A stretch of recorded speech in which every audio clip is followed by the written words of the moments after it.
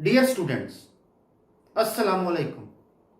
I am Muhammad Waqas Azim, Senior Subject Specialist Biology. I welcome you to the digital classes of DPS and Intercollege Sahiwal. Here I will teach you biology. Dear students, our today's first topic is living world in space.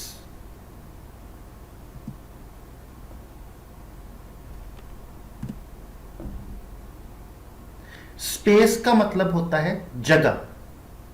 Living word in space में हम study करेंगे कि दुनिया के कौन कौन से organisms दुनिया के किन किन एरियाज में प्रेजेंट हैं।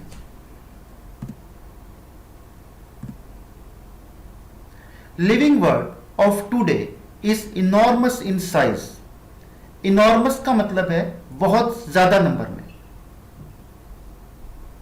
आज हमारी वर्ल्ड में तकरीबन 2.5 मिलियन से ज़्यादा लिविंग ऑर्गेनिजम्स की स्पीशीज प्रेजेंट हैं और उनमें से सिर्फ एक स्पीशीज ह्यूमन 5.5 बिलियन से भी ज़्यादा नंबर में हो चुकी है। और जब इस अर्थ के ऊपर सबसे पहला लिविंग ऑर्गेनिज्म अपीयर हुआ तो उस लिविंग ऑर्गेनिज्म ने रिप्रोडक्शन स्टार्ट कर दी और साथ ही एवोल्यूशन का प्रोसेस हो गया। और रिप्रोडक्शन और एवोल्यूशन की वजह से इस अर्थ पे लाइफ में बहुत डाइवर्सिटी आ गई और आज दुनिया का हर पार्ट लिविंग ऑर्गेनिज्म से फिल हो चुका है। The distribution of organisms in space can be studied through biomes. Biomes is the combination of two words, bio and home. Biome को हम कैसे डिफाइन करेंगे? बायोम एक बहुत बड़ा रीजन होता है जहां पे एक कम्युनिटी प्रेजेंट होती है और उस रीजन का क्लाइमेट ये डिसाइड करता है कि वहां पर कौन सी कम्युनिटी प्रेजेंट होगी। इसलिए हम बायोम्स को डिफाइन करेंगे। Biome is a large regional community primarily determined by climate। यानी किसी भी रीजन का क्लाइमेट ये डिटरमिन करेगा कि उस रीजन में कौन कौन से लिविंग ऑर्गेनिजम्स प्रेजेंट होंगे। That is, in other words, we can say that climate of a particular region determines the types of plants and animals of that region. For example, tundra is a biome and we know in this biome temperature is below freezing point all around the year. This severe cold climate will determine that which types of plants and animals will survive in that environment. For example, polar bear has a thick fur and thick layer of fats below the skin that protects him from cold environment. Therefore, polar bear can survive in tundra region. Major types of plants determine the other kinds of plants and animals in a biome. For example, desert is a biome. In desert, major plants are cacti. These cacti have water storage tissues. These water storage tissues are called succulent tissues. It means other plants of desert will also have water storage tissues and desert animals will also have adaptations to conserve water in the bodies. For example, camel. Camel की body में एक ऐसा organ होता है जिसमें वो water को store कर लेता है और कई दिन तक पानी पिए बगैर जिंदा रह सकता है। इसीलिए कैमल डेजर्ट में प्रेजेंट होगा। इसी तरह से हम एग्जांपल ले सकते हैं कैंगरू रैट की। कैंगरू रैट बिल्कुल भी पानी नहीं पीता और डेजर्ट में रहता है। कैंगरू रैट उन डेजर्ट प्लांट्स के सीड्स को फूड के तौर पे यूज करता है जिन सीड्स में स्टोर्ड फूड स्टार्च होती है और स्टार्च के डाइजेशन से ग्लूकोज बनता है। और सेलुलर रेस्पिरेशन में जब ग्लूकोज की ऑक्सीडेशन होती है तो एनर्जी भी प्रोड्यूस होती है, वाटर भी प्रोड्यूस होता है। और सेलुलर रेस्पिरेशन में जो वाटर प्रोड्यूस होता है उसे कैंगरू रैट यूज करता है। इस तरह से कैंगरू रैट के अंदर अडेप्टेशन है कि वो डेजर्ट के एनवायरनमेंट में जिंदा रह सकता है। यानी डेजर्ट के एनवायरनमेंट ने डिटरमाइन किया कि वहां पे कैमल जिंदा रहेगा, कैंगरू रैट जिंदा रहेगा, कैक्टाई जिंदा रहेंगे।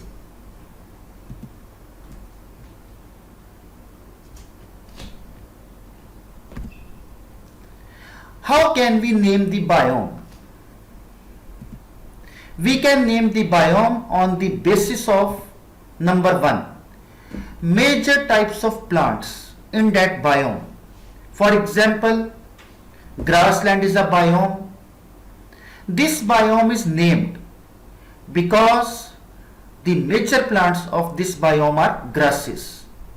Therefore, this biome is called grassland. Coniferous forest is a biome. This biome is named because the major plants in this biome are coniferous trees. Coniferous trees वो trees होती हैं जिनमें seeds woody cones के ऊपर produce होते हैं, इसीलिए इन्हें हम coniferous trees कहते हैं। We can also name the biome on the basis of major features of that biome. For example, tropical rainforest is a biome. This biome is named because these forests are present in tropical regions of the world and rainfall in these regions is very high. Therefore, they are called tropical rain forests.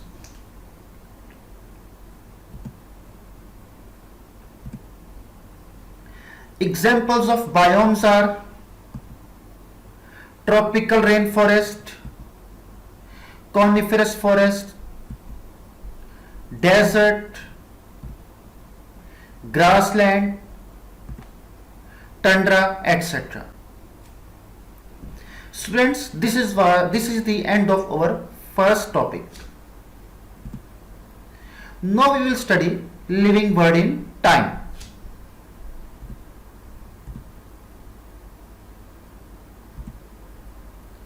History of living things is studied in living world in time. We study when an organism evolved on this earth, when it dominated, when it increased in number or disappeared from the earth.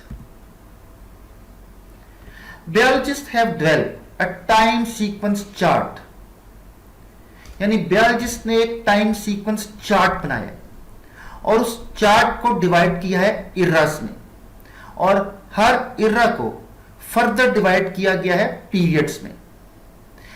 और इस time sequence chart को study करके हम ये चीज बता सकते हैं कि किस इरा और पीरियड में कौन सा ऑर्गेनिज्म इवॉल्व हुआ, किस इरा और पीरियड में उस ऑर्गेनिज्म ने इस अर्थ के ऊपर डोमिनेट किया और कब वो ऑर्गेनिज्म नंबर में डिक्रीज हुआ या फर्दर नंबर में इंक्रीज होता रहा।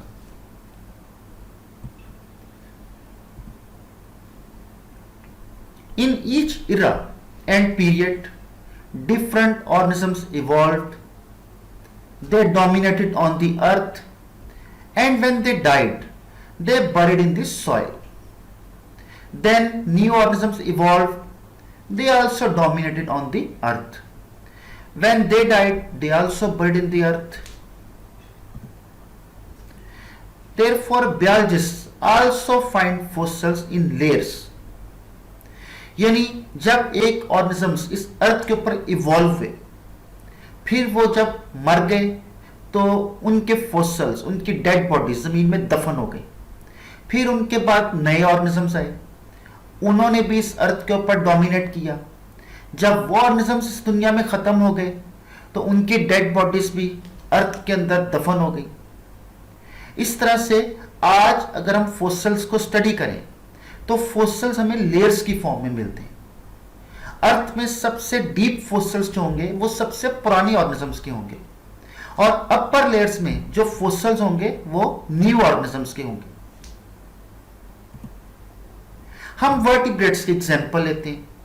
सबसे प्रिमिटिव वर्टिब्रेट्स जिनके फोसिल्स इस अर्थ के ऊपर प्रेजेंट है वो है फिशेस। फिशेस में एवोल्यूशन से एम्फीबियंस बने जैसे फ्रॉग्स, एम्फीबियंस में एवोल्यूशन से रेप्टाइल्स डेवलप हुए, रेप्टाइल्स में एवोल्यूशन से दो तरह के ऑर्गेनिजम्स बने, बर्ड्स और मैमल्स। अब अगर हम वर्टिब्रेट्स के फोसिल्स को स्टडी करें तो सबसे पुराने फोसिल्स भी फिशेस के हैं और ये अर्थ में सबसे डीप हैं। इससे अपर लेयर्स में हमें एम्फीबियंस के फोसिल्स मिलेंगे, उससे अपर लेयर्स में हमें रेप्टाइल्स के फोसिल्स मिलेंगे और सबसे अपर लेयर्स में हमें बर्ड्स और मैमल्स के फोसिल्स मिलेंगे। So when we study fossils they are arranged according to the time sequence. Therefore, it was easy for biologists to place organisms in a time sequence in geological time chart. Geological time chart में हम different shapes को study करेंगे और हर shape के अंदर एक organisms के group का नाम होगा और shape की tip ये शो करेगी कि इस पॉइंट के ऊपर ऑर्गेनिजम्स के इस ग्रुप ने ओरिजिनेट किया अर्थ के ऊपर। फिर ये नंबर में इंक्रीज हो गए, नंबर में इंक्रीज होते होते ये डोमिनेट हो गए और फिर फर्दर ये नंबर में इंक्रीज करते रहे। कुछ डायग्राम्स इस शेप की होंगी। ये शेप रिप्रेजेंट करेगी कि इस पॉइंट के ऊपर ऑर्गेनिजम्स का ग्रुप ओरिजिनेट हुआ, फिर वो नंबर में इंक्रीज होते गए, उन्होंने इस अर्थ के ऊपर डोमिनेट किया और फिर नंबर में डिक्रीज हो गए। इसी तरह से कुछ शेप्स इस फॉर्म में होंगी। यह शो करेगी कि ऑर्गेनिजम्स का ग्रुप इस पॉइंट पे ओरिजिनेट हुआ, फिर वो नंबर में इंक्रीज करते हुए डोमिनेट कर गए, फिर दोबारा वो ऑर्गेनिजम्स नंबर में डिक्रीज हुए और फिर नंबर में इंक्रीज होना शुरू हो गए और अर्थ के ऊपर उन्होंने डोमिनेट किया। इस तरह की भी शेप हो सकती है। इस पॉइंट पे ऑर्गेनिजम्स ओरिजिनेट होंगे, फिर वो नंबर में इंक्रीज होते जाएंगे, अर्थ के ऊपर डोमिनेट करेंगे और फिर नंबर में डिक्रीज होते हुए एक्सटिंक्ट हो जाएंगे। This is the geological time chart. इस जियोलॉजिकल टाइम चार्ट को हमने इरास में डिवाइड किया है और हर इरा को आगे पीरियड्स में डिवाइड किया गया है। सबसे नीचे से अगर हम स्टडी करें तो ये प्रोटीरोजोइक इरा है, सबसे पुराना इरा। ये आज से 2000 मिलियन ईयर्स अगो प्रेजेंट था। इसके बाद अगर हम अपर ब्लॉक में आए तो ये पेलियोजोइक इरा है। इसमें फर्दर पीरियड्स हैं। सबसे पहले पर्मियन पीरियड, ये आज से 270 मिलियन ईयर्स पुराना टाइम था। पर्मियन के बाद कार्बोनिफेरस, ये आज से 350 मिलियन ईयर्स पुराना टाइम था। डिवोनियन 400 मिलियन ईयर्स पुराना टाइम। साइलोरियन 440 मिलियन ईयर्स पुराना टाइम। फिर ऑर्डोविशियन, ये 500 मिलियन ईयर्स पुराना टाइम था और कैम्ब्रियन आज से 600 मिलियन ईयर्स पुराना टाइम था। इससे ऊपर ब्लॉक में मीसोजोइक इरा प्रेजेंट है। मीसोजोइक इरा जो है इसे भी हमने पीरियड्स में डिवाइड किया है। क्रिटेशियस पीरियड, ये 135 मिलियन ईयर्स पुराना टाइम था। जुरासिक 180 मिलियन ईयर्स पुराना टाइम था और ट्रायसिक आज से 225 मिलियन ईयर्स पुराना टाइम था। और सबसे ऊपर वाला ब्लॉक है सीनोजोइक इरा। हम भी सीनोजोइक इरा में प्रेजेंट हैं। इसमें 2 पीरियड शो किए गए हैं, क्वार्टरनरी और टर्शरी। और सीनोजोइक इरा आज से 70 मिलियन ईयर्स पहले शुरू हुआ और आज भी कंटिन्यू है। इसके बाद डिफरेंट ऑर्गेनिजम्स के ग्रुप्स के नेम्स हैं और हर ऑर्गेनिज्म के ग्रुप के बाहर ये बाउंड्री है, आउटलाइन है। सबसे पहला जो ऑर्गेनिजम्स का ग्रुप है वो है एंजियोस्पर्म्स। इन्हें हम फ्लावरिंग प्लांट्स भी कहते हैं। एंजियोस्पर्म्स की आउटलाइन की अगर हम टिप को स्टडी करें तो ये मेसोजोइक एरा में प्रेजेंट है। इसका मतलब है कि फ्लावरिंग प्लांट्स जो हैं वो ओरिजिनेट कब हुए? मेसोजोइक एरा में। फिर वो नंबर में इंक्रीज होते गए और सीनोजोइक एरा में आके डोमिनेट हो गए और आज हमारे हर तरफ फ्लावरिंग प्लांट्स प्रेजेंट हैं। सेकंड, जिम्नोस्पर्म्स, ये भी प्लांट्स हैं। जिम्नोस्पर्म्स की टिप शो कर रही है कि ये पेलियोजोइक एरा में ओरिजिनेट हुए, क्योंकि ये टिप पेलियोजोइक एरा में। फिर ये नंबर में इंक्रीज होना शुरू हो गए। मेसोजोइक एरा में ये बहुत डोमिनेट कर गया अर्थ के ऊपर।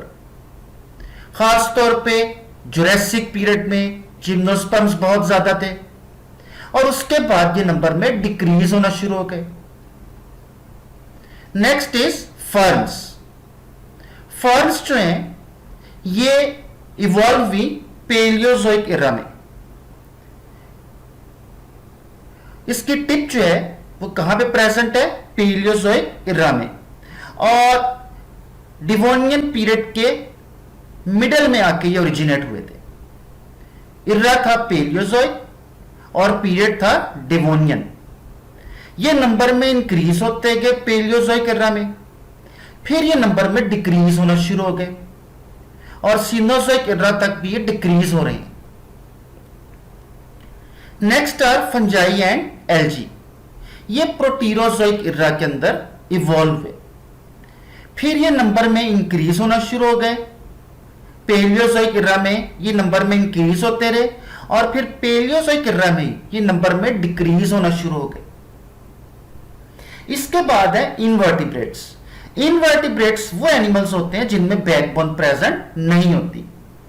इनवर्टिब्रेट्स इवॉल्व हुए पेलियोजोइक एरा में, फिर ये पेलियोजोइक एरा में नंबर में इंक्रीज होते गए, फिर ये नंबर में डिक्रीज होना शुरू हो गए। मेसोजोइक एरा में ये दोबारा से अर्थ के ऊपर इंक्रीज होना शुरू हो गए और नंबर में कंटिन्यूसली इंक्रीज करते रहे और आज लैंड के ऊपर इनवर्टिब्रेट्स भी बहुत ज्यादा डोमिनेंट है। जैसे हम इंसेक्ट्स की एग्जांपल लें, वो भी इनवर्टिब्रेट्स हैं और इस दुनिया में जितने भी लिविंग ऑर्गेनिजम्स हैं हाफ से ज्यादा सिर्फ इंसेक्ट्स हैं। इतने ज्यादा ये नंबर में इंक्रीज हो चुके हैं। फिशेस जो थी ये कैम्ब्रियन पीरियड के अंदर ओरिजिनेट हुई, फिर ये नंबर में इंक्रीज होती रही और डिवोनियन पीरियड में बहुत ज्यादा डोमिनेट कर गई, नंबर में इंक्रीज हो गई वाटर में, फिर ये नंबर में डिक्रीज हुई। मेसोजोइक एरा में ये दोबारा नंबर में इंक्रीज होती गई और सीनोजोइक एरा में ये डोमिनेट कर गई अर्थ के ऊपर दोबारा से। एम्फीबियंस जो हैं ये भी पेलियोजोइक एरा में इवॉल्व हुए, फिर ये नंबर में इंक्रीज करना शुरू हो गए पेलियोजोइक एरा में, लेकिन उसके बाद ये नंबर में डिक्रीज होते गए। रेप्टाइल्स ये भी पेलियोजोइक एरा में इवॉल्व हुए। कार्बोनिफेरस जो था वो पीरियड था, इरा था पेलियोजोइक। उसके बाद ये नंबर में इंक्रीज होते रहे, ट्रायसिक और जुरासिक में ये बहुत डोमिनेंट थे और फिर ये नंबर में डिक्रीज हो गए। बर्ड्स ये जुरासिक पीरियड में इवॉल्व हुए, इरा था मेसोजोइक और आहिस्ता आहिस्ता ये नंबर में इंक्रीज होते रहे और सीनोजोइक एरा में ये डोमिनेंट है। और मैमल्स ये लेट ट्रायसिक पीरियड के एंड पे जाके ये इवॉल्व हुए, लेकिन इंक्रीज कब हुए नंबर में? ये सीनोजोइक एरा में। आज मैमल्स भी इस अर्थ के ऊपर डोमिनेंट है। Next problem is how can we determine the life of fossils. First, sedimentation. Sedimentation का मतलब होता है तह की शक्ल में बैठ जाना। जैसे मैं एग्जांपल दूं कि हमारे पास एक ग्लास है जो पानी से फिल है, अगर हम उसमें मट्टी डाल दें तो वो मट्टी नीचे तह की शक्ल में बैठ जाएगी, यानी उसकी सेडिमेंटेशन हो जाएगी। इसी तरह से डेड बॉडीज जो होती पुराने ऑर्गेनिजम्स की, वो भी तह की शक्ल में जमीन में दफन होती गई। और हमने पहले भी पढ़ा कि नीचे वाली तह में जो फॉसिल्स होंगे वो ज्यादा पुराने होंगे, अपर जो सेडिमेंट्स होंगे, जो अपर तह होंगी जमीन की, उनमें फॉसिल्स ज्यादा पुराने नहीं होंगे। तो हम नंबर ऑफ सेडिमेंट्स काउंट करके फॉसिल्स की एज बता सकते हैं। And second method is by determining amount of radioactive elements. Fossils के अंदर रेडियोएक्टिव एलिमेंट्स होते हैं और वो रेडियोएक्टिव एलिमेंट्स रेडिएशन एमिट करते हैं। जब रेडियोएक्टिव एलिमेंट्स रेडिएशन एमिट करेंगे तो वो किसी और नॉन रेडियोएक्टिव एलिमेंट के अंदर चेंज हो जाएंगे। तो फॉसिल्स जितने पुराने होंगे उनके अंदर रेडियोएक्टिव एलिमेंट्स कम होंगे, क्योंकि पुराने फॉसिल्स के अंदर जो रेडियोएक्टिव एलिमेंट्स होते हैं वो रेडिएशन एमिट करके नॉन रेडियोएक्टिव एलिमेंट्स में चेंज हो चुके होते हैं, जबकि जो नए फॉसिल्स होंगे उनके अंदर रेडियोएक्टिव एलिमेंट्स ज्यादा होंगे। तो ये टू मेथड्स हैं जिससे हम फॉसिल्स की एज जो है गैस कर सकते हैं। Students, this was the end of our second lecture. Now we will study multiple choice questions related to levels of biological organization, living world in space and living world in time. Students, ये सब sample multiple choice questions है। इससे related questions जो है वो paper में आ सकते हैं। मैं आपको फ्यू सेकंड्स का टाइम दूंगा जिसमें आप गेस करेंगे correct answer. First MCQ is second most abundant bio element in living organisms is A oxygen, B nitrogen, C carbon, D hydrogen. What is this answer? Correct answer is carbon. Second most abundant bioelement in living organisms is carbon. Second MCQ is which of the following is not minor bioelement?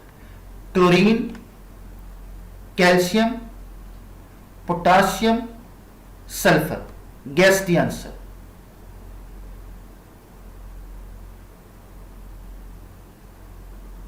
Correct answer is calcium. Calcium is major bioelement, while chlorine, potassium, sulfur, these are minor bioelements.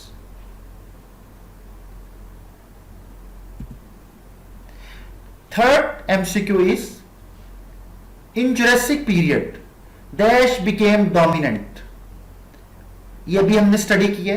Amphibians, reptiles, flowering plants. D option is A and C.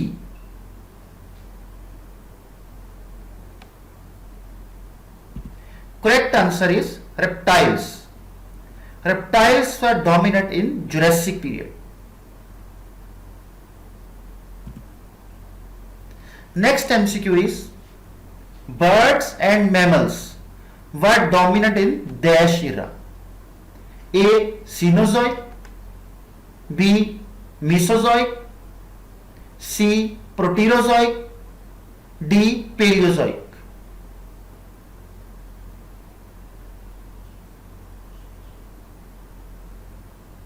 Correct answer is Cenozoic. Next MCQ is group of similar cells organized to form organ system, tissue, none of the above. Very easy MCQ. Its answer is tissue. Group of similar cells organized to form tissues. Next, gene flow and gene frequency is not studied at A. Population level, B. Tissue level, C. Community level, D. B and C. Can you guess? Correct answer is B and C. Tissue level और community level दोनों पे हम gene flow और gene frequency को study नहीं कर सकते. Gene flow और जीन फ्रीक्वेंसी को हम सिर्फ पॉपुलेशन लेवल पे स्टडी कर सकते हैं.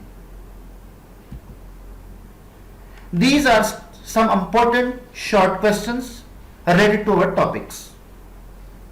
First is define micromolecules and macromolecules. Give example of each type. इसमें हम माइक्रोमोलिक्यूल्स की डेफिनेशन लिखेंगे, मैक्रोमोलिक्यूल्स की डेफिनेशन लिखेंगे और हर एक की एक एक एग्जाम्पल लिखेंगे. Second is define bio elements. Give 2 examples. इसमें बायो एलिमेंट्स की डेफिनेशन और कोई से 2 एग्जाम्पल्स लिखेंगे. एग्जाम्पल्स में हम एलिमेंट्स जो हैं उनके नेम्स लिख सकते हैं या उनके सिंबल्स भी मेंशन कर सकते हैं.